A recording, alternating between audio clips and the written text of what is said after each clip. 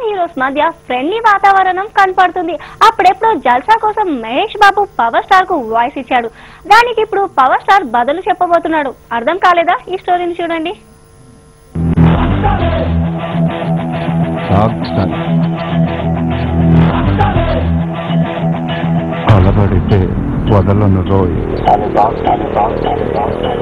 మన టాలీవుడ్ హీరోల్లో ఈ మధ్య కోఆపరేషన్ చాలా ఎక్కువగా కనపడుతున్నట్టు అనిపిస్తోంది.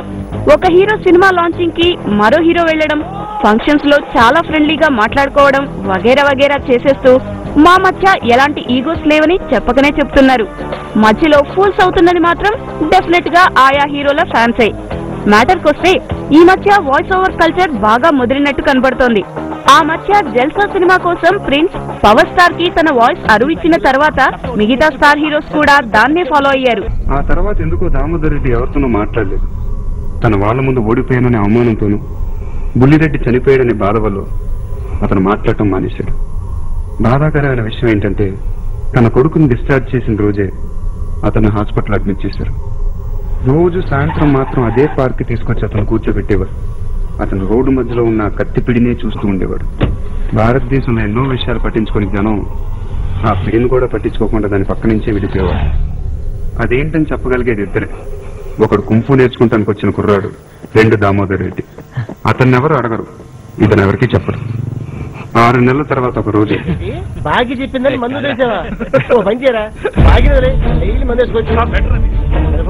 చూడు ఎవడేమో వెళ్ళేసి అంతేరా. నేను చూడు